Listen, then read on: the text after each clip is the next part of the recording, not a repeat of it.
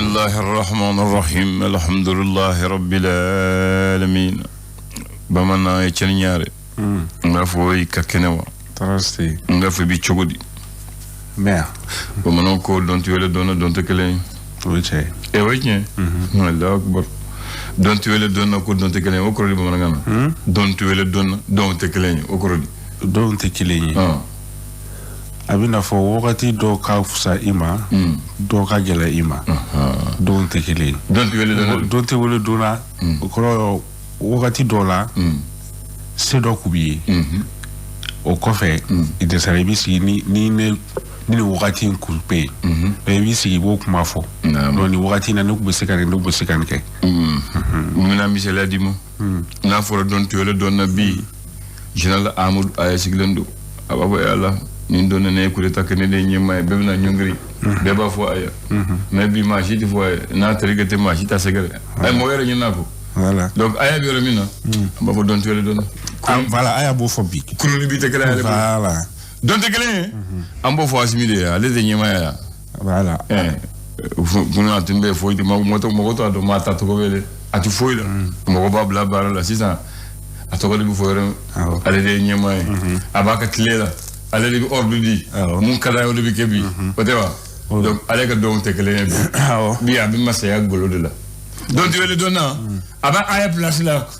place ni aya Siglendo ka ufla ko yelma neto me en fait ñefle janati voilà ya fa so janati re ñefle misela do antero jan mom jo gonema kon ni ko yanga suru ko do fa yanga suru ko yanga suru yorobe ako yorodo be ko suru noy yanga suru agata yanga suru ko yorodo be ko suru no fa ne mo famna yanga suru ko yorodo fa yam fa la ka suru ni yayi o ku bamana na ko bana be o koro esigla yoro maka suru ne la eni ngerele ya masuru ne dunya o ngerele ko yanga suru ko yoro do fara ka suru no evana nyebo chobol janata weche otewa nyebo la sisa yanga suru ma mumbe asimi grefe olu suru la na mumbe duma olu ko joro gleo kelonte fama ko la sigi ani dugu de kleo jende ko suru famana kangoro si kangoro si mais jenga suru la katema kangoro si uga jonde ko suru la katema doga akorsu bawo o taga gardu ya awde akorsu bawo donc nga suru famala na akorsu bawo la ka suru la katema voilà mon boyro ya fam donc te kelen ko ni yo kolo ye ulubulu ba fa kamaga gazra mamaga mo chene muna kamune ba wuje exemple probablement mais par exemple balantana aman sigi telegram be joru ne ambu doya abango na kano mais ni dona tere ngono ka tour aller retour kelenge iba foko ki labo Allah akbar ay o nyebo chogola ko ni maye do le ba fa kano mais na dirima ibu woshi bi kuma refu donc angana to gangri kan kuma fo kuma do critique kaso ayere ma do la ma fe la do anyi na mu gan to don ni o kedre bi fili voilà parce que ko ni ima vo ko dan fara bi nyela ko ni tlu ma sigi nyebo fo tlu bala ko men ni ko commencer à to vode o ne ga barade nele bodo beni ga barado voilà tlu ma ni aussi nyebo do men ni ko mo frenzi anye mala na do don de foga danenga donc beni ga jordo beni ka bara boni mo famille le droit ti ben voilà c'est vrai faut tenir maintenant ngata am do nyumena bi bien tarata maskalo kile muga anifla samba fla le ni muga anifla akara fla ko neni fla fana be amla fla fo emule biele ay jogoli ay biele mu mi kuma biele mu am da fla fo me lo abe fla bi o whatever bon nga damene ni le sore we faso ko fasri ale ko di e sora le kuma na famina o de sedo mo ka ci den krengere ni mi blalo lo mali ale ga ko nyana bolima ni oye good luck Jonathan de ale ko mbe tamana en fait tamami ko ni sen fait ani anga jamana ni mo ko ni no ko kon sen fait kuna funa ira ka foko fanfla be koni metalike mali alen sido ko no ku fla be koni ka ngani agma koni ira wasa gela min koni be am wakati na ecosystem fere se kastro ala chuku mina eso ni aleka la selie alibi ani esor beto no konfe sisa amta boni alini tesit ka ulu fe no kuna fula ira ka foko ba manchi wale ke ba moko muka ani fula ko anga finti la ko ni dankare ka ulu la boni alini tesit ka ulu fe no esor alibi ana beto no konfe kuna fula ira ka foko marama fon koni marali koni kasorate sharia kono kama wakati mna yuko sisanko akoni abeka wara ko nyemo konga nga fere bela jilen koni tige wasa marama fe marali sharia kono na obseka wale a chuku mina esola leka la selu l'indicateur de nouveau taille humain indicateur de renouveau avec mana faminka odeye sumelu bube maiga ala kona lega kalfa mina ala kunungo bamako yanno o kumun konna na kulumi mina fomako cadre d'échange des partis et le groupement politique olu koni yame wakati mina ko sisa ko lu koni be a wajibiya kaseka seka lu koni daele wasa aka fatulu koni abnyep seka don ala chuko mina cadre d'échange mo koni olu kala selie kabo indicateur du renouveau konnana ali biani indicateur du renouveau beto no fait si samta kona aleni bangaska olu feno kuna fula ira ka foko civil chaman koni ko olu koni bonena unina ko do fena koni mindana bamanchi wale ke ba moko fe akera do ko tamenen konnana indicateur du renouveau aleka la selido alibi ana beto no fait nya ilim kon taleno ka nyashi mali masedeo ni umo moko fe am watim na ko sisa ko muso koni fena willo ka uchesiri wasa kila ko fole ferem se kasro ala chugomina ewa niyo black refe l'indépendant kenyere angolaje indépendant ale kumaleno feminka ufana metalike sumelu bube maiga ale kumaleno oka fatuli koninka wale ko fole era akera kunungo tene okumu konnala Mohamed Bazoum fogata se Ismail Sako ale ni chama Uber Kulibali olu koni kembe ka akoni turut kontaka da chama fanga moko olu kuna ka sabuga ko olu koni banaka abla kata furakeli konna jamana koni koka indépendant alika la selido alibi ani indépendant beto no konfe indépendant ira ka foko sobole min koni kara marskalu kle muka temene ko mimetalike sobitara do koni ko aligana million biworo konina indépendant alika la selido alibi ani indépendant beto no konfe ayira ka foko essence firlo kren la station Total Shell aleni ola energy fugata se orixima ulu kon kembe ka barabla do koni boluda barabla ko folon koni ko abedamne avril kalu kle woro nato nina indépendant alibiana beto no fe ali ayira ka fo metalike donc dala ablay jabate al kon we accident koni ke tona aleni segu koni chalala kuna fula ayira ka fo ko amajugwa to ko subeko asen koni ko de chukina doro indépendant aleka la seli odo ni indépendant la seli do le reporter ango segre kala jale mu fo reporter ale kumana mi metalike Modibo Kone ni ale kulumbe na famako Alliance pour la refondation du Mali o nyamodo ale kala seli do kon sen faira ka foko jamala nyama kalata na to kon na ko M5RF ko ni mena ma suwandi kon ge wasamim seka ujoro kon fa jamala nyama kalata kon nanda choko mina reporter ale kala seli do ali biya ni reporter beto no konfe ira ka foko taju koni songo yelane kon nana alu seni sanuni ale ministre minya shinde no soroko ko nyana boli manu ministre de l'économie et des financiers ale la selido ka kaira ka foko jamala ni moko ko ni wuli ka jo bela jilinga wasa chama ba ko ni kana se ka fara aka ko nana ko musaka min ko ni sala jamala moko fe ko beti Joseph war milliard duru ale ni akunga fe na wasa chama ba kana se ka fara taji ko ni songo ka mali ko nana reporter ale ka la selido info matin que kuma yejme info matin ale kuma me sumelu bube ale ka fatuli ka ko dimi ale ni dusukasi info matin ale ka la selido aywa to ni jom kungolo bele ba kan sumelu yara de ah sumelu bube ka kungolo bele ba on dit quoi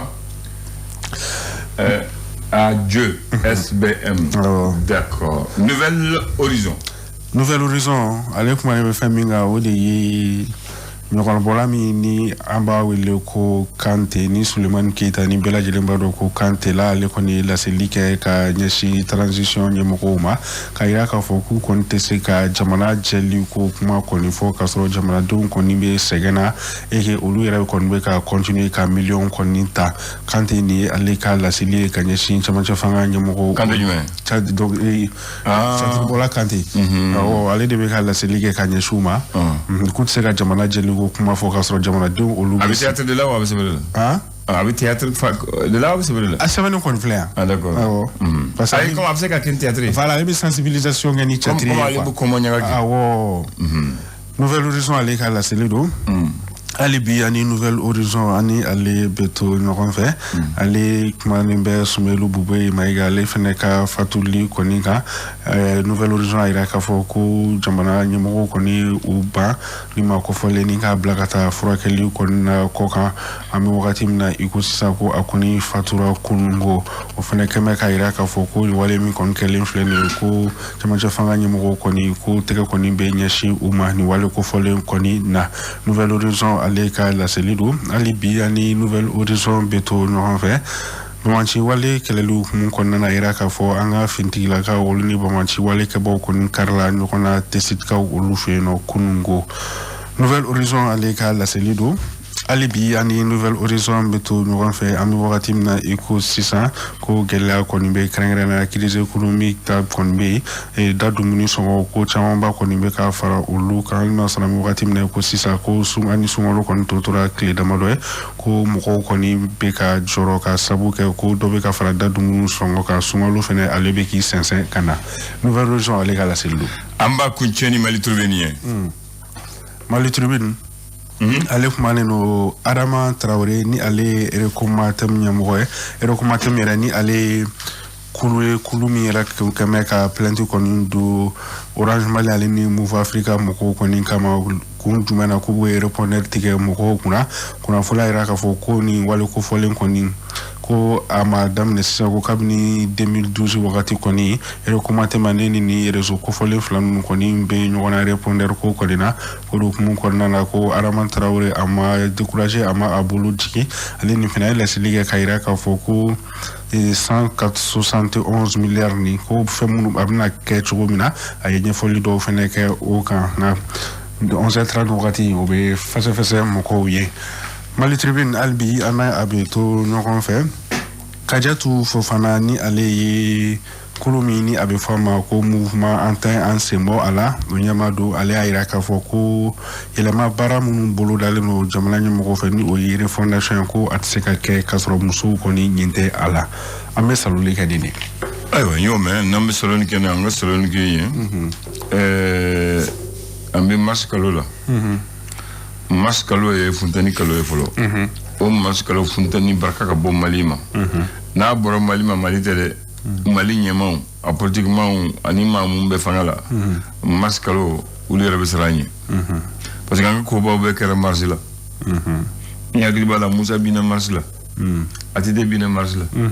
o tɛ wa o kɛ wa n b'a fɛ ka mun fɔ ye bi an bɛ 22 mars la 22 mars ni ale don fila ye Mali la ma se ka ɲinɛ o fila bɛɛ kɔ a fɔlɔ k'a sɔrɔ i tɛ yan ni bɛ y'a sɔrɔ ye denmisɛn fitinin ni 22 mars 91 vendredi 22 mars 91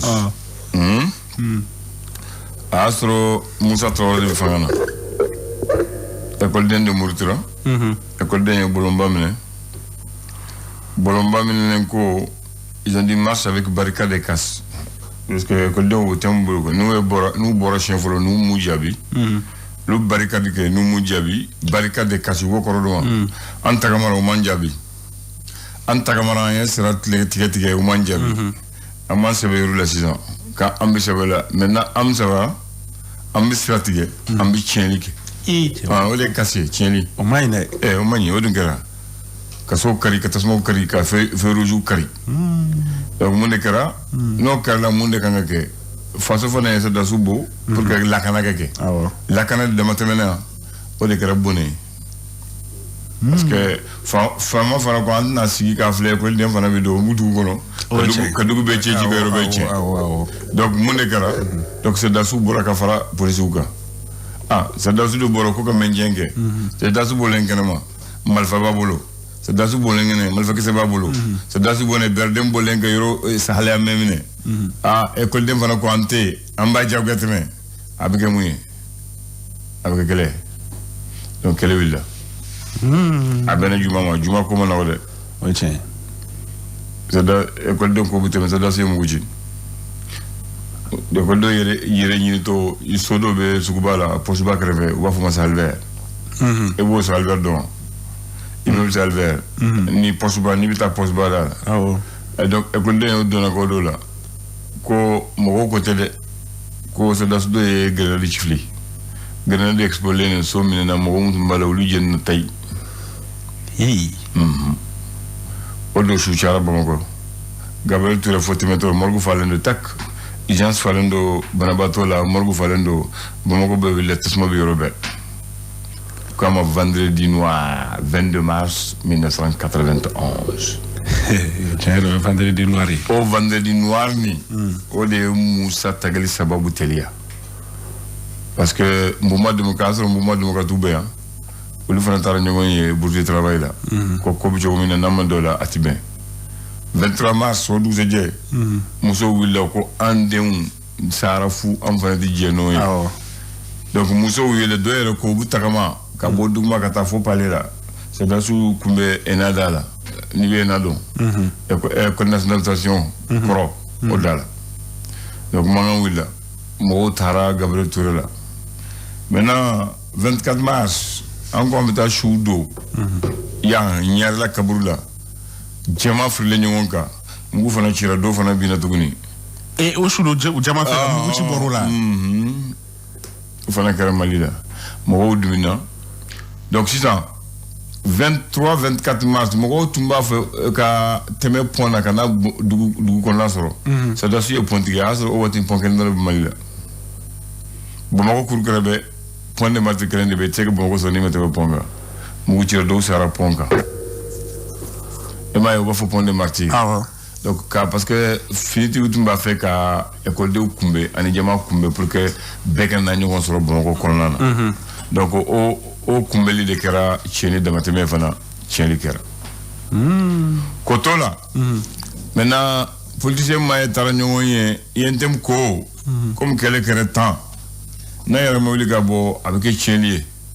ko bon anti barake tuguni tanke musa be fana le taragere vula illimité grave de ko lim ko uluti barake tanke musa bi fana o de ko deta eni barake la ko anti barake fo fama era gota il a pas eu black queen bon so dasu ko moni ndo kono école de murdila jama fara la école denka barake la ko baratike fo musa gata ko musa fegera comme école de ya ñoni barake la ya yogo ko amba sama ka black refe solo su era tarata ya kuma bana era le